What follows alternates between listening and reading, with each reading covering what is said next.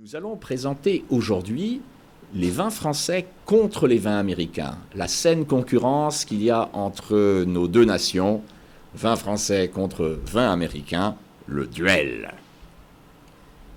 Tout a commencé en 1976. C'était le bicentenaire de l'indépendance des États-Unis et des festivités étaient organisées sur les deux continents pour célébrer l'alliance entre Français et Américains. À Paris, c'est en fait un Britannique, un négociant de vin du nom de Stephen Spurrier, qui a eu l'idée de faire une célébration, une présentation des vins californiens en France. Il avait été inspiré par une Américaine, que l'on voit ici à sa gauche, Patricia Gallagher, qui connaissait un peu les vins californiens et qui avait fait venir Stephen en Californie. Et le marchand de vin britannique avait été très impressionné par les vins de la Napa Valley. Donc, dans ses valises, il a apporté plusieurs bouteilles et il a convié pour une dégustation, pour une célébration, certains des grands critiques, œnologues français, voire même des chefs de restaurant, une dizaine de juges. Et puis il s'est dit, je vais également glisser là-dedans quelques vins français. Ça sera intéressant pour la comparaison. Mais il ne faut pas qu'il sache lesquels il goûte pour que ça soit plus objectif. Donc, ce fut une dégustation à l'aveugle, c'est-à-dire que le jury ne savait pas quel vin il goûtait. Il y avait là de grands noms de la viticulture française, comme ici à droite, le propriétaire du domaine La Romanée-Conti, qui est un grand domaine de Bourgogne. Il y avait aussi, vous voyez à gauche, Odette Kahn, qui était la rédactrice en chef de la Revue du vin de France. Il y avait un peu la presse, mais uniquement une personne, car la presse française, qui avait été conviée, n'allait pas se déplacer pour ce qui était en fait un non-événement. C'était inintéressant de faire un article sur le fait que, oui, il y avait des petits vins californiens sympathiques et que les vins français étaient extraordinaires. Tout le monde le savait, c'était pas la peine de faire un article. Sauf George Taber, du New York Times, lui, il est venu. Également en pensant que ce serait un non-événement. Est-ce que ça valait vraiment la peine de se déplacer? Mais il est venu quand même. Et c'était le seul journaliste présent dans le public. Et lui avait un avantage. C'est qu'il avait l'ordre de présentation des vins. Il avait l'affiche des vins qui seraient présentés à tour de rôle que le jury ne connaissait pas. Et là, quand la dégustation commence, il entend de drôles de choses. Il entend un Français qui goûte un vin et qui dit « il n'a pas donné ce vin, c'est certainement un vin californien ». Et un autre qui fait la réflexion « ah, enfin, un vin français ». Or, George Taber, qui est à la liste, voit que, dans les deux cas de figure, il s'agit d'un vin californien. Donc, il se dit « oula, il y a confusion ». Il y a confusion. Enfin, celui qui n'avait pas de nez, disait la personne, c'était un vin français en fait. Et celui qui avait été pris pour « ah, enfin un vin français », c'était un vin californien. Donc, George Taber, le reporter, se rend compte que finalement, il y a là une histoire. Il y a quelque chose qui se déroule. Et effectivement, va se faire la remise des prix. Enfin, disons, ils vont compter les points, parce que chaque juge note. On va faire le total des points pour voir quel est le meilleur vin. Et à la surprise générale, c'est un vin californien qui remporte. C'est la stupéfaction. Les juges français, évidemment, ne sont pas contents. Et quand on regarde tout le classement derrière, eh bien en fait, la France n'a que la médaille d'argent. Ensuite, c'est à nouveau un vin californien en 3e place et un vin californien en 4e place. C'est un choc, évidemment. Et vient le moment de goûter les vins rouges, et là, on ne rigole plus chez les juges français. Soudain, ils ne font plus des petites remarques en goûtant. Ils sont très tendus. Et là, à nouveau, on va faire le décompte des points, et qui va gagner parmi les vins rouges? Un vin californien à nouveau. C'est la honte. C'est la honte et c'est un véritable coup de foudre. Alors, évidemment, un vin américain gagne. Là, Les vins français vont quand même remporter la 2e, 3e et 4e place, mais quand même, c'est un vin américain à nouveau qui est arrivé en tête, de la Napa Valley. Ça va évidemment faire la une du journal de George Taber, qui va écrire un article célèbre qui s'appelle « Le jugement de Paris », où il fait en fait une comparaison avec la mythologie grecque. Nous y reviendrons d'ailleurs. George Taber, son article va être repris par tous les autres journaux américains. Ça va être repris par le Chicago Tribune, par le Los Angeles Times, évidemment le New York Times, le Washington Post. En France, évidemment, on n'en parle absolument pas. Il faudra attendre 6 mois avant que le Figaro publie un article tout à fait condescendant en disant que, mais finalement, c'était un peu truqué, Steven Spurrier n'était pas un bon œnologue, les conditions de présentation de vin n'étaient pas bonnes, et en particulier, ils étaient trop jeunes. Le jugement de Paris, là, je vous rappelle la comparaison mythologique, juste pour vous rafraîchir la mémoire. Le jugement de Paris est un mythe qui remonte à l'Iliade, et même avant, de Homère, où on parle d'une confrontation entre des déesses de l'Olympe. C'était un banquet que Zeus avait organisé pour un mariage parmi les dieux, et tout le monde avait été invité, sauf la déesse de la discorde. Eris n'était pas invité.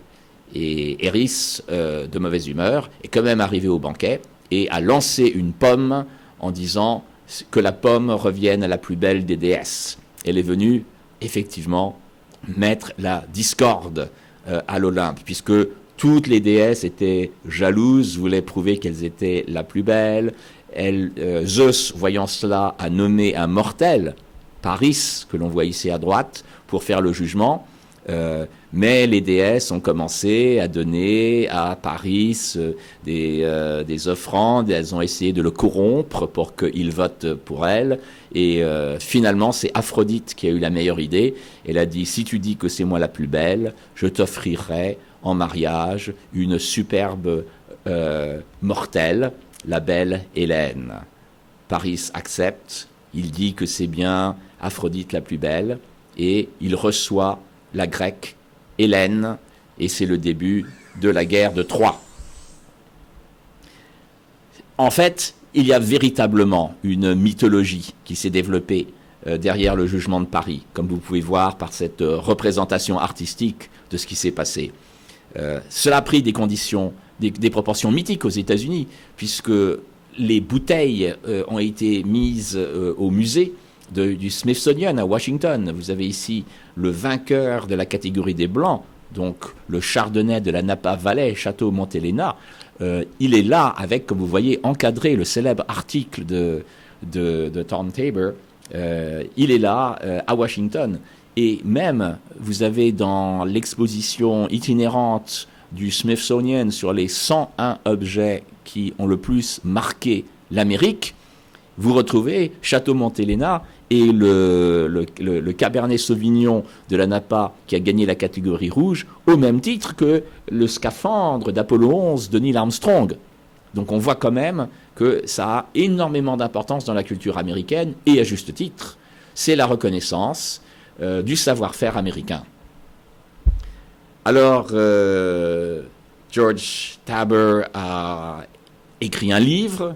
Il a évidemment gagné une certaine popularité avec cet article. Il a tout relaté dans un livre, Le Jugement de Paris. Un film également a été fait par Hollywood, de la fiction évidemment un peu romancée pour raconter à nouveau toute cette histoire qui a eu beaucoup d'importance aux États-Unis. Mais ça vous montre à quel point ça a marqué les esprits. Et dans la culture américaine, un symbole de la réussite. Alors, quand vous regardez la classification des vins à nouveau, vous regardez par exemple la classification des vins rouges. Alors, les Français ont sorti des excuses. Ils ont mis la tête dans le sable. Ils ne voulaient pas reconnaître leur défaite. C'est un peu le déni. En particulier, ils ont dit les vins étaient trop jeunes. Un bon vin, ça n'a pas 3-4 ans. On aurait évidemment gagné si on avait goûté nos vins un peu plus vieux. Ah bon? Eh bien, il y a eu une revanche. 10 ans plus tard, pour tester cette théorie, on a repris les mêmes vins rouges, 10 ans plus vieux, en 1986, également à Paris, cette fois-ci à la French Culinary Institute. Et là, eh bien, il va y avoir un changement, effectivement. Ça ne va pas être le même palmarès, ça ne va pas être le même ordre. Stag's Leap Wine Cellars va effectivement baisser dans la classification, mais va être remplacé par 2 autres vins américains. Cette fois-ci, ce n'est pas un seul vin américain qui est en tête, c'en est 2. La France n'a plus que la médaille de bronze. Le Clos du Val Winery de Napa également gagne. Alors là, franchement, les Français, évidemment, ne sont pas contents. On va entendre à nouveau les mêmes excuses. En particulier, le baron Rothschild va dire « Ah oui, mais mes vins à moi, il leur faut 30 ou 40 ans pour atteindre une qualité qui ne peut pas être dépassée par les vins californiens. » Ah bon? Eh bien, il va y avoir la belle, après le premier jugement et la revanche, 3e fois, cette fois-ci 30 ans après la première dégustation, en 2006. Et là, c'est sans appel, c'est une catastrophe pour les vins français. Maintenant, il y a 5 vins américains en tête. Vous remarquerez que Stag's Leap, d'ailleurs, est remonté. Il avait baissé sur 10 ans, et sur 30 ans, il est remonté prendre la 2e place. Donc là, et en plus, ce concours-là a eu lieu dans 2 endroits différents, avec beaucoup de sommeliers. Donc statistiquement, c'était encore plus précis que les premiers jugements. On ne pouvait plus se voiler la face. Clairement, il y avait une supériorité incontestable des vins californiens. Ça change vraiment l'appréciation qu'on a des vins américains dans le monde entier. Et un peu dit, il reste le pinot noir, cela étant. Parce que bon, ça, c'est les vins plutôt tendance Bordeaux, Cabernet Sauvignon. Mais les Français peuvent se targuer de dire, oui, mais attendez, chez nous, il y a également le Bourgogne, le Pinot Noir, qui est un cépage très très difficile à bien vinifier. Alors là, les Américains, à mon avis, ils n'arrivent pas à nos chevilles. Eh ben non, parce que figurez-vous qu'il y a également eu un test à l'aveugle des vins de Pinot Noir, 3 ans seulement après celui des Cabernets. Donc en 1979 à Paris et en 1979 pour ce jugement qui s'appelait les Olympiades du vin, organisé par le célèbre guide gastronomique Goemio. Eh bien, pendant ces Olympiades du vin, dans la catégorie Pinot Noir, ouf, un Français arrive en tête, un Chambol-Musigny, s'il vous plaît, pas n'importe quoi, et 1959, très vieux millésime, mais en 2e position, encore un vin américain, et celui-là, il vient de l'Oregon, de la Willamette Valley, et il est tout jeune, 75, il n'a que 4 ans, et il se mesure à un Chambol-Musigny 1959. Stupéfaction à nouveau dans le petit monde du vin. Alors, il y a 2 choses à faire. Soit vous ignorez la vérité et vous faites l'autruche et vous mettez la tête dans le sable, soit, eh bien, vous prenez note et vous allez visiter votre concurrent. C'est ce qu'a fait en particulier le grand domaine de Bourgogne, le domaine Drouhin. Joseph Drouhin est allé visiter l'Oregon, voir quel était cet endroit magique qui défiait déjà ces Bourgognes, et il est tombé amoureux. Il s'est rendu compte. Il y a là un terroir effectivement fantastique, et comme dit l'adage américain, si vous n'arrivez pas à les battre, rejoignez-les. C'est ce qu'il a fait en fondant son domaine Drouhin Oregon. Un peu d'histoire cependant, parce que, évidemment, ce n'est pas une génération spontanée. Cette excellence du vin américain, elle vient d'une longue histoire pour être arrivée à ce niveau. Alors faisons un peu l'historique, qui ne manque pas d'intérêt. Le vin, dans le Nouveau Monde, commence, comme partout ailleurs, par une vigne sauvage.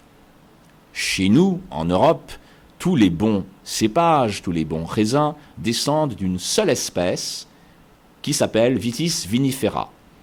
C'est une espèce sauvage que l'on trouve dans les bois. On en trouve encore d'ailleurs en France, en lisière de certains bois. C'est une vigne qui grimpe le long des arbres.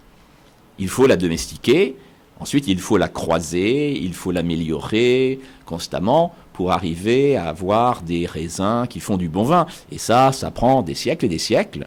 Et comme on a commencé il y a très longtemps, en 7000 avant Jésus-Christ, on a eu le temps en Europe de faire des bons cépages. Quand les Huguenots français arrivent dans le Nouveau Monde et s'établissent en Floride, dans les Carolines, en Virginie, ils découvrent qu'il y a des vignes américaines. Alors il y a pas mal, c'est intéressant parce qu'il y a une seule espèce en Europe de raisin, mais dans le Nouveau Monde il y en a beaucoup plus. Il y en a une bonne demi-douzaine différentes, et ça avait été remarqué dès le départ. Même les Vikings, qui avaient longé en premier les côtes américaines dans les années 1000 et quelques, avaient baptisé le nouveau continent Vinland, le continent de la vigne. Et effectivement, il y avait des vignes que l'on voyait grimper aux arbres des forêts du Nouveau Monde un peu partout. Donc, les Français qui débarquent sur leur colonie pensent qu'ils vont pouvoir tout de suite faire du vin. Ce sera un vin d'ailleurs américain avec des vignes différentes. Ce sera génial, ce sera un nouveau marché, ils pourront en vendre. Ce sera un peu l'Eldorado. Ce sera l'une des grandes raisons, des grandes possibilités de devenir riche dans le Nouveau Monde. Ils vont vite être déçus parce que les vignes américaines donnent des raisins qui ne sont pas très bons. En particulier, par exemple, Vitis rotundifolia, qu'on appelle également la muscadine. On peut également l'appeler fox grape, parce qu'il donne un vin qui sent la pisse de renard. Ce n'est pas très bon. Alors, les personnes gentilles diront un goût prononcé de framboise, mais pisse de renard est peut-être la meilleure façon de qualifier cette vigne. Donc, il y a un problème. La vigne américaine, locale, ne donne pas du bon vin. Alors, comment faire? Alors, une chose à faire, eh bien, importer des plants de vigne français, tout simplement. Importer des plants de Bordeaux et les planter dans le Nouveau Monde. C'est ce que vont faire en particulier les marchands de la Compagnie de Virginie. Compagnie anglaise d'ailleurs, mais les Anglais sont des très grands connaisseurs, évidemment, de vin. Et ils vont importer des plants français et les planter. Ça va très mal se passer, parce que la vigne française n'aime pas du tout le climat du Nouveau Monde, en tout cas de l'Est des États-Unis. Pensez un peu, les étés sont extrêmement humides, les hivers sont extrêmement rigoureux, la vigne va attraper toutes sortes de maladies, et en particulier la vigne française qui débarque dans le Nouveau Monde, elle n'est pas préparée aux parasites américains qui sont différents des parasites français. Elle va être attaquée. Elle va attaquer par des moisissures, des petits champignons. Elle va être attaquée par des insectes. Et donc, elle va péricliter très rapidement. Ça sera une catastrophe. Les plants européens ne survivent pas en Amérique du Nord. Que faire? C'est William Penn, le fondateur de l'État de Pennsylvanie, qui va avoir la première bonne idée. Pourquoi ne pas croiser génétiquement les deux espèces, la vigne américaine et une vigne française, la vigne française et une vigne américaine? On va pouvoir comme ça allier les avantages des deux. Par exemple, la qualité de la vigne européenne et la résistance naturelle aux parasites qu'ils connaissent bien des vignes américaines.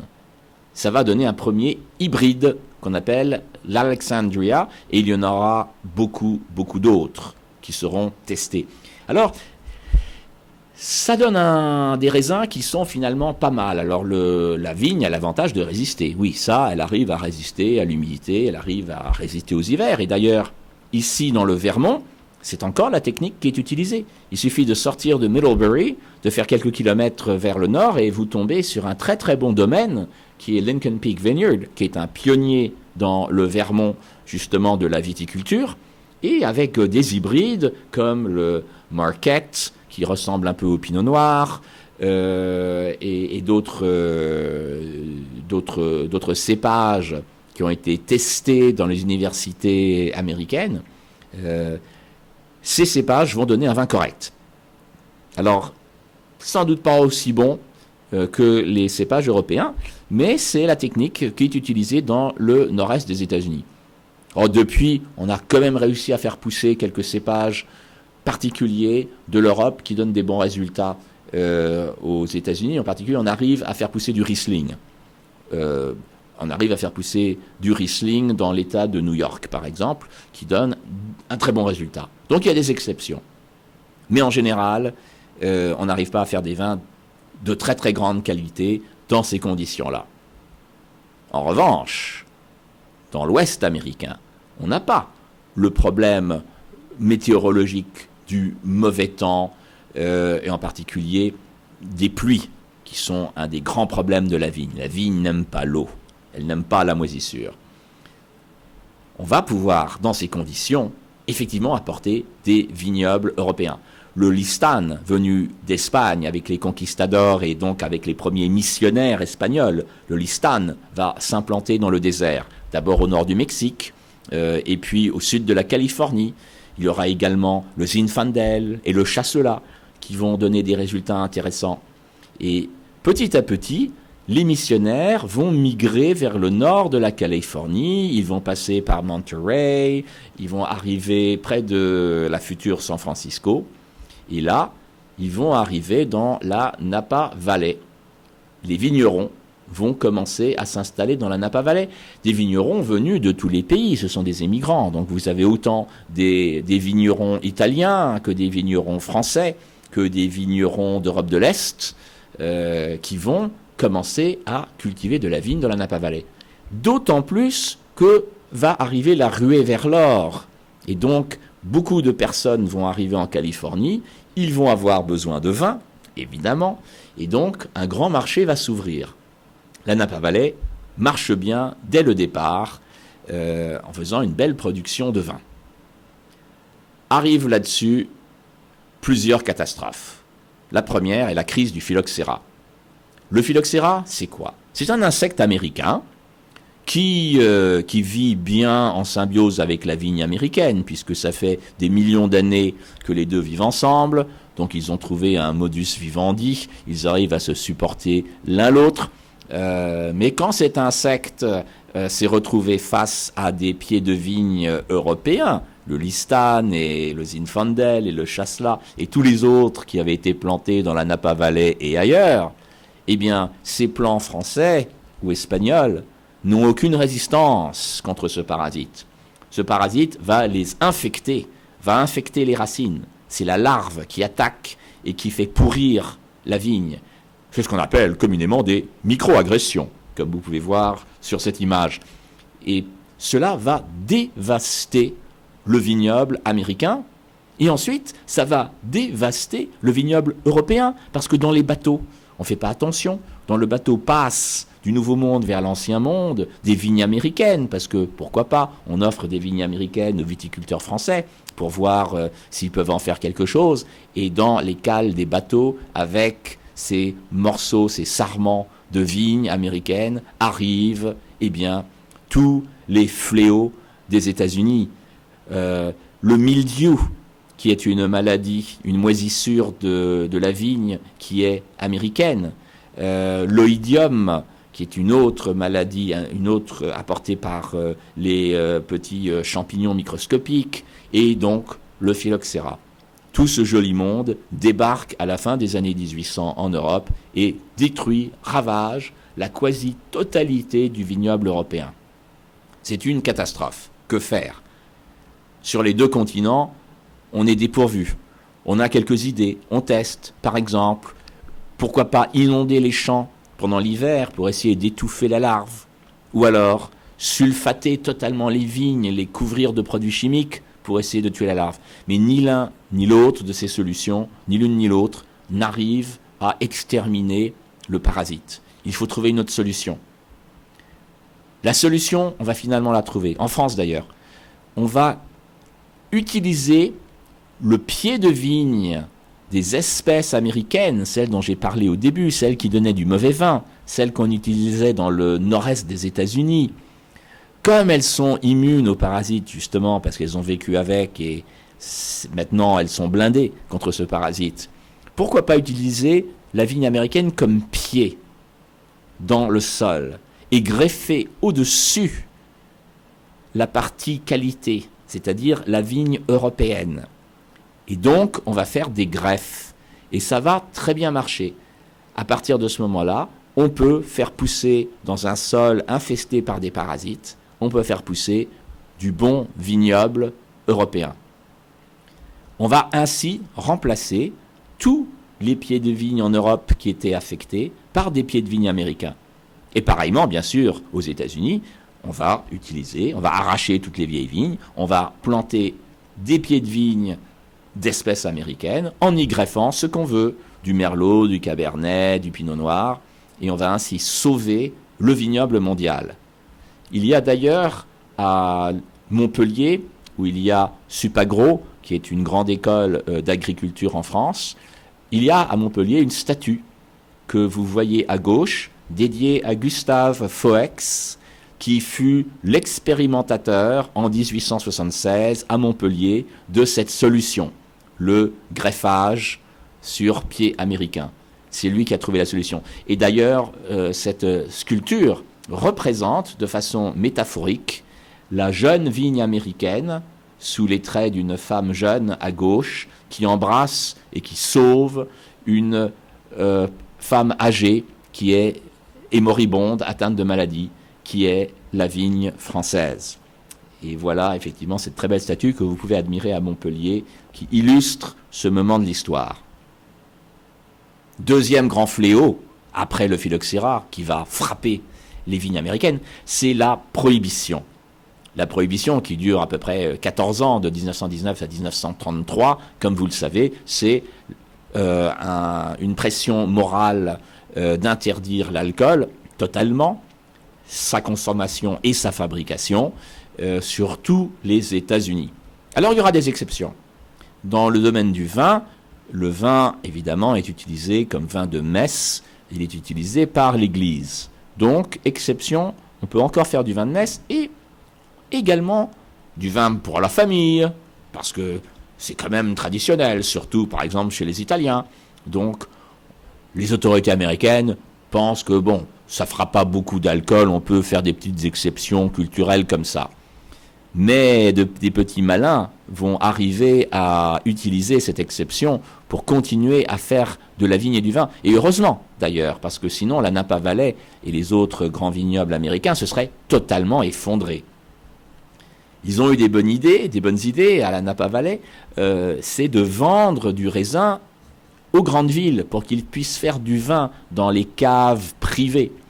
Ils vont vendre même des briquettes de jus de raisin déjà prêtes, qu'il suffit, alors c'est marqué sur l'étiquette, surtout, ne laissez pas votre briquette ouverte dans le noir, parce que il va terriblement s'alcooliser. Évidemment, c'est au contraire, c'est une astuce pour dire justement, faites ça. Vous voyez, on a marqué qu'il ne fallait pas le faire, comme ça la loi ne va pas nous courir après, mais c'est ce qu'il faut faire pour avoir du vin. Et donc, on peut faire du vin chez soi. L'autre solution, c'est vous envoyer à New York et aux autres grandes villes du raisin. Et ils font leur vin avec. Et donc, du coup, la Napa Valley va continuer à pouvoir entretenir des vignobles, sauf que ils vont mettre l'accent sur des vignes qui ne sont pas top, parce que là, le problème est différent.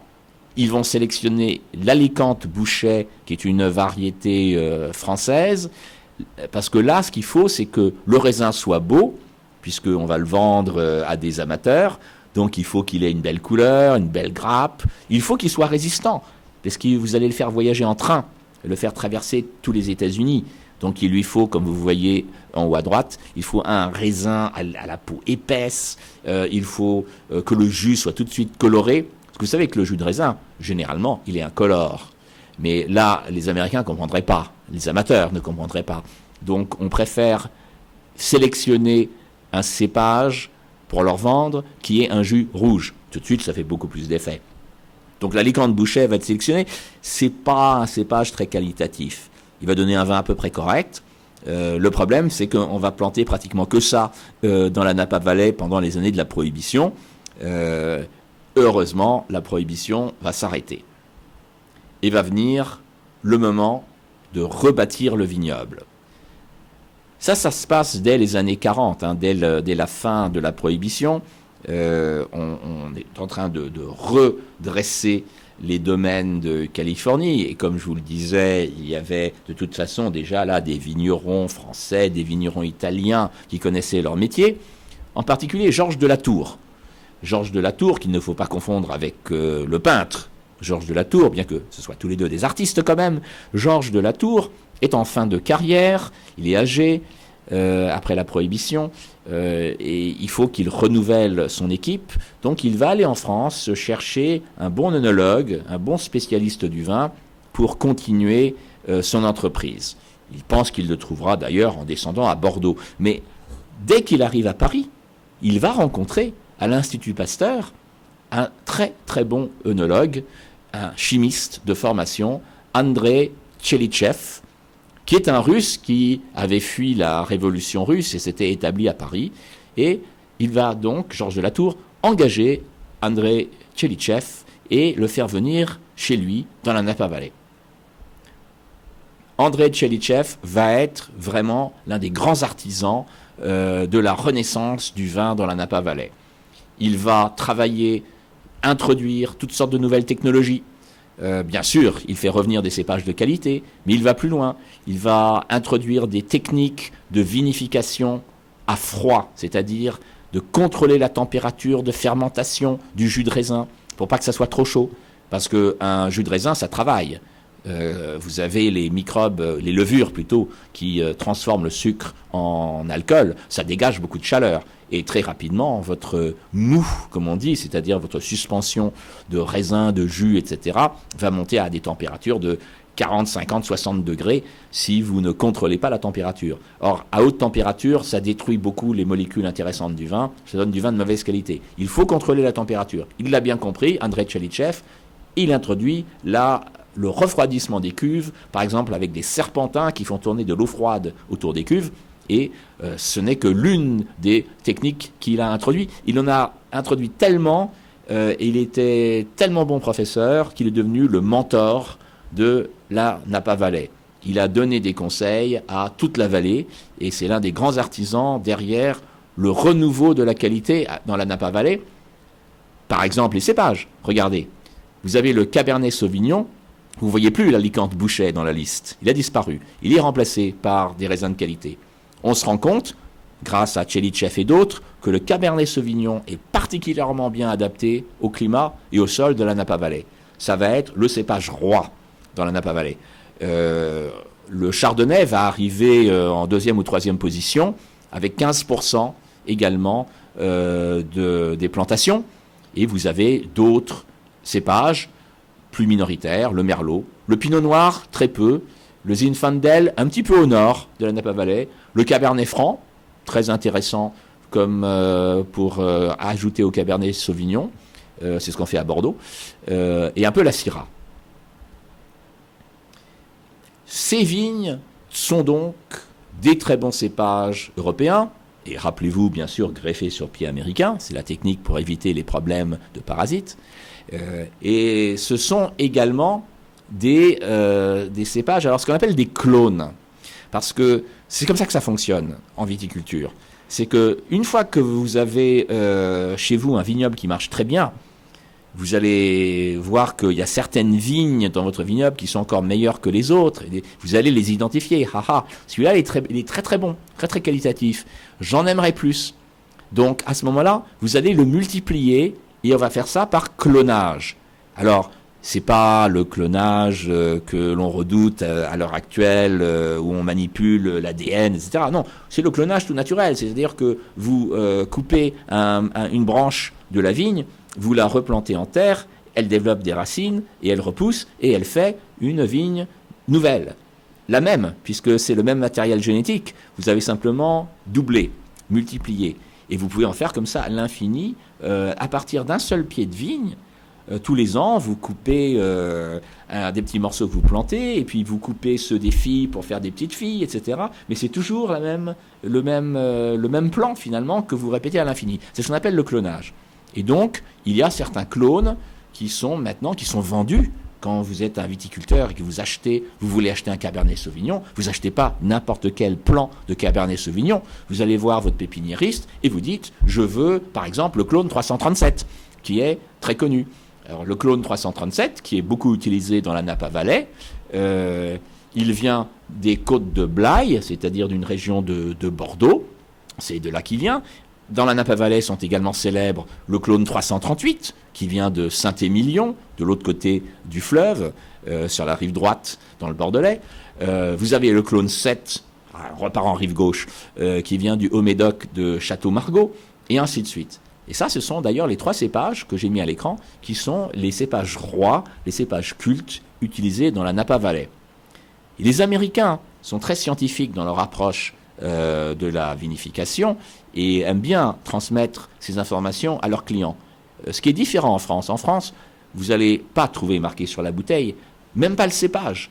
Quand vous achetez un Bordeaux, essayez de trouver, sauf s'il a été fait pour le marché américain, essayez de trouver le nom du cépage sur votre bouteille de Bordeaux. Il va falloir aller au contraire sur Internet, regarder sur le site du viticulteur, et avec un peu de chance, vous allez trouver qu'il y a 80% de Cabernet Sauvignon, 10% de Cabernet Franc, 5% de Petit Verdot. Mais les Américains, eux, voici par exemple l'exemple de Margaux, simplement puisqu'on a parlé beaucoup de vins américains, de Napa Valley, je ne vous ai pas encore montré une carte du Bordelais. Voici une carte du Bordelais qui vous montre en particulier l'emplacement de Margaux, qui est un grand cru de ce qu'on appelle le Haut-Médoc, et donc qui a donné le célèbre clone numéro 7. Alors, on a tout, en fait, aux États-Unis pour faire du bon vin. On a les bons œnologues, souvent venus de pays étrangers, avec tout leur savoir-faire. On a les bons cépages qu'ils ont choisis. Et on va avoir la renaissance, une certaine renaissance dans la Napa Valley qui commence fin des années 60, début des années 70. C'est-à-dire juste avant le jugement de Paris. Il faut que quelques années de mise au point pour qu'ils fassent des grands vins. En particulier, donc, le château Montelena, qui a gagné le jugement de Paris dans les Chardonnays, avec Mike Gurish, qui, lui, est un spécialiste croate. Et son mentor, c'était Andrei Tchelitchev, le russe. Donc, vous avez une continuité historique qui fait qu'on arrive à faire de superbes vins aux États-Unis. Mais pourquoi les vins californiens sont-ils devenus meilleurs que les vins français ? Pour le moment, on comprend bien qu'on peut faire des vins aussi bons, puisqu'on utilise les mêmes cépages, les mêmes personnes, on va dire, le même savoir-faire. Où est la différence minime mais importante qui fait que dans le jugement de Paris et dans d'autres concours, les vins californiens aient dépassé les vins français ? Il y a la dernière touche à tout ça, l'effet terroir. Alors l'effet terroir, qu'est-ce que c'est ? Qu'est-ce que c'est qu'un terroir ? Un terroir, c'est un mot très à la mode en France qui signifie l'ensemble de la terre, l'endroit où on fait le vin, c'est-à-dire son relief, s'il y a de la pente, s'il y a une montagne, s'il y a une colline, si c'est un versant, s'il est tourné vers l'ouest, s'il est tourné vers l'est, la texture du sol, si c'est du gravier, si c'est de la roche, si c'est du sable, la chimie du sol, si c'est basique, si c'est acide, s'il y a du fer, s'il y a du calcium, s'il y a du magnésium, et le climat. Et le climat est très important. Or, à la Napa Valley, vous avez des conditions extraordinaires. On pourrait même dire meilleures que dans le Bordelais. Car finalement, quand vous y pensez, quand on a commencé la viticulture dans le Bordelais, pourquoi le Bordelais ? Simplement parce qu'il y avait une grande ville et un fleuve. Vous aviez Bordeaux, vous aviez une population à nourrir, ou à abreuver, dans ce cas de figure, et vous aviez donc le fleuve pour exporter, très important pour la marchandise. Donc on a fait du vin dans la vallée de la Garonne, mais finalement, est-ce que c'était le meilleur endroit ? Eh bien non, pas vraiment, parce que le climat n'est pas top quand même dans le Bordelais pour le vignoble. Il pleut beaucoup, il y a de l'humidité, et ce sont des choses que la vigne n'aime pas trop. Le sol, ma foi, le Cabernet Sauvignon, il aime un sol qui se réchauffe vite. Or, c'est pas beaucoup d'endroits où le sol se réchauffe vite. Heureusement, il y a quelques endroits justement dans le Bordelais où il y a du gravier. Le gravier, ça chauffe vite. Et donc, c'est là où on trouve les meilleurs Cabernet Sauvignon, c'est-à-dire dans le Haut-Médoc, là où il y a des bancs de gravier. La Napa Valley, elle a tout ça naturellement. Et c'est là où les Américains ont eu un avantage. Ils n'étaient pas forcés de faire du vin n'importe où. Ils pouvaient choisir l'endroit où ils faisaient du vin. Ils avaient tout un continent où ils pouvaient tester et chercher une vallée qui allait bien. Et la Napa Valley s'est trouvée être, vous voyez ici sur l'image où elle se situe, juste un peu au nord de la baie de San Francisco, dans une vallée encaissée entre deux petites chaînes de montagnes, les Macayamas au sud-ouest et au nord-est les Vacas. Et ce sont deux chaînes de montagnes qui protègent la vallée centrale, d'une part à l'ouest des entrées maritimes trop humides, et d'autre part à l'est du désert. Donc vous avez une niche formidable pour faire du vin. Et c'est pour ça d'ailleurs que la Napa Valley a été reconnue, le premier endroit aux États-Unis reconnu comme un terroir, puisque les viticulteurs ont fait des demandes en haut lieu au ministère de l'Agriculture américaine pour avoir le droit à une reconnaissance particulière, et ils ont été les premiers à recevoir le AVA, c'est-à-dire le American Viticultural Area, le signe qu'ils étaient un terroir, un peu comme chez nous en France, une appellation contrôlée. Et d'ailleurs, très rapidement, elle a été subdivisée en une quinzaine de lots plus petits, chacun avec sa personnalité propre, qu'on appelle les sub-AVAs. Par exemple, Stag's Leap District, où a été fait le célèbre Cabernet qui a gagné le jugement de Paris chez les Rouges. Il est reconnu comme étant un endroit à part. D'ailleurs, un petit coup de zoom dessus, parce que c'est un exemple intéressant. Stag's Leap District, allez, encore un coup de zoom. Le voilà, vous voyez à droite de la route, de la Silverado Trail, en couleur lilas clair, vous voyez Clos Duval, qui a d'ailleurs, rappelez-vous, Clos Duval était également au jugement de Paris et est monté de la 4e ou 5e place à la première ou à la 2e place 30 ans plus tard. Donc Clos Duval et Stag's Leap Wine Cellars sont dans un endroit assez extraordinaire. D'ailleurs, on va faire une vue un peu en relief, en 3D, pour vous montrer à nouveau cet endroit magique. Vous avez le Silverado Trail, la route à gauche, une colline, vous voyez, qui est toute seule. Ensuite, vous avez le vignoble, et ensuite, vous avez le versant de la montagne des Vacas. Et en fait, c'est très important parce que ce double relief de part et d'autre du vignoble va faire un effet entonnoir dans lequel le vent va s'engouffrer le soir. Le vent qui vient du sud de la Napa Valley, un vent un petit peu frais parce qu'il vient de la mer.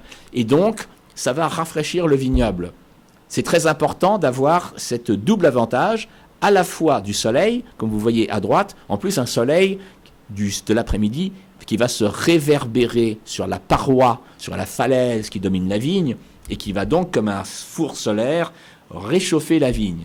Et ensuite, une fois qu'elle est chaude, vous avez le vent du soir qui la refroidit. Alors les écarts de température sont très importants pour donner du bon vin. Si vous n'avez que de la chaleur, le raisin va mûrir trop vite, il sera très chargé en alcool, mais il n'aura pas la finesse des molécules aromatiques pour faire un bon vin. Si au contraire, ça se refroidit pendant la nuit ou le soir, ça ralentit la maturation du raisin, qui dure plusieurs semaines de plus, et là, il y a du temps, et le temps est important en vinification. Le temps va donner des molécules aromatiques à l'intérieur du raisin beaucoup plus complexes. Voici la paroi, la célèbre paroi de Stag's Leap. Vous voyez en haut ce promontoire rocheux. Dans la légende indienne, c'est de là que se serait élancé un cerf qui essayait d'échapper à ses chasseurs, d'où le nom Stag's Leap. Et c'est un terroir qui cumule deux avantages. Il a justement les éboulis qui sont descendus de la montagne, des éboulis de basalte, et ça va vous donner à votre vin, ça va se traduire par une structure du tanin, c'est ce qui donne de la structure au vin, c'est ce qui permet au vin d'ailleurs de durer dans le temps, et ça va donner dans les arômes le côté un peu baie noire au bouquet que vous reconnaissez. Baie noire, ça veut dire cassis, ça veut dire mûr en particulier. Et puis vous avez de l'argile en bas de pente, c'est-à-dire du sol, d'ailleurs sans doute basaltique d'ailleurs au départ, mais beaucoup plus finement travaillé, qui s'est décomposé en des petites particules, et ce qui donne un sol, ce qu'on appelle un sol plus froid, un sol qui se réchauffe plus lentement. Et là aussi, ça va affecter la qualité du vin, et ça va apporter d'autres éléments. au vin. Ça va lui apporter ce qu'on appelle de la souplesse par rapport à la rudesse, on va dire, à la structure de ce qu'apportent les éboulis de basalte. Et ça va apporter des arômes différents et complémentaires. Au lieu que ce soit des petits fruits noirs, c'est des petits fruits rouges. Donc là, ça va donner sur la groseille, sur la cerise, sur la framboise. Et le résultat final, c'est un vin qui a gagné le jugement de Paris. Donc Stag's Leap Cellar est un bel exemple. Oh, vous avez d'autres exemples. On peut par exemple monter au Diamond Mountain District, dans l'autre coin, le coin nord-ouest de la Napa Valley. Là aussi qui est un peu volcanique d'ailleurs. Et là, vous avez par exemple un petit domaine très sympa, Diamond Creek Vineyard, où il est tout petit, mais il y a une grande variété. Vous voyez sur la photographie et la carte que j'ai orientée de la même façon, vous voyez qu'il y a trois petits microclimats, trois petits terroirs. Il y a une pente vers le fond de la photo à droite qui est un peu du sol un peu gris, qui est volcanique. Ce sont des cendres transportées par les vents, d'éruptions dans les Makayamas autrefois.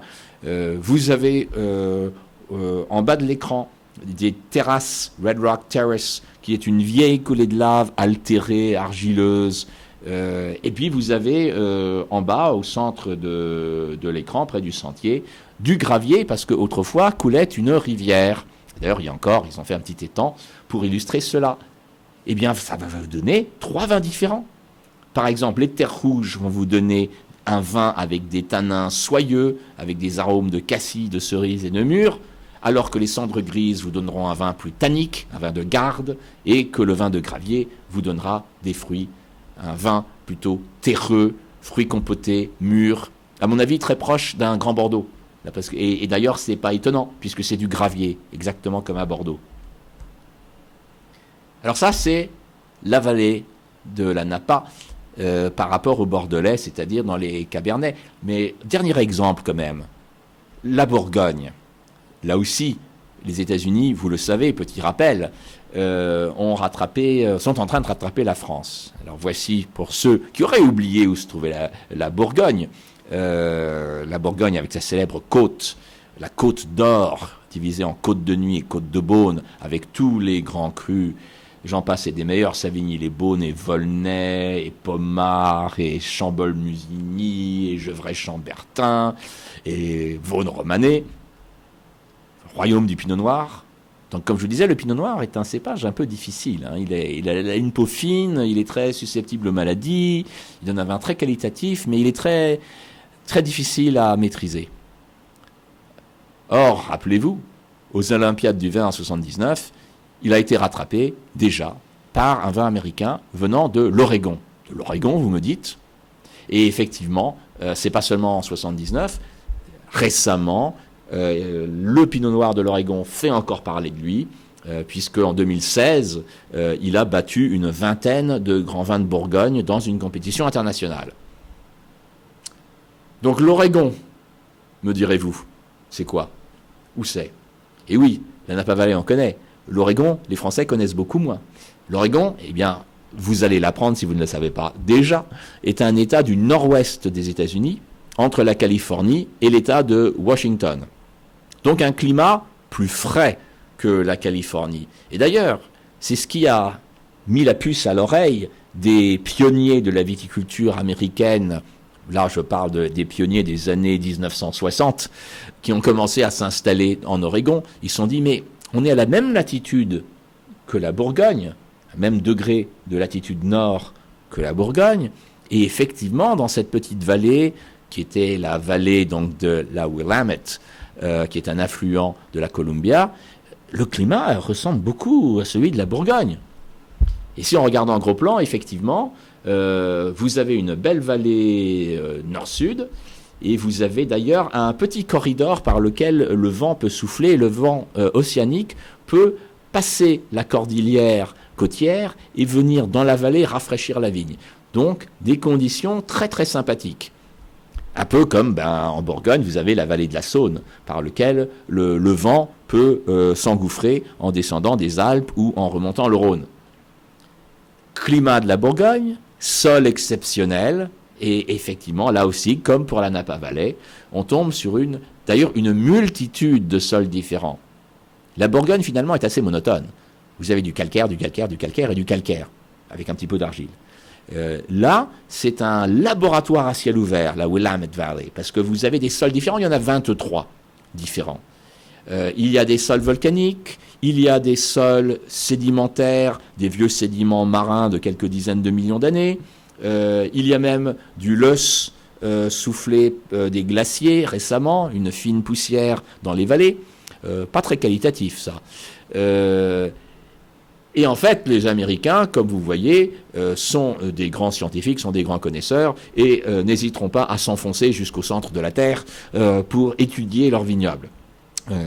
C'est pas exactement une scène que vous verrez en Bourgogne, par exemple, mais les Américains étudient, et c'est une des grandes raisons de leur réussite.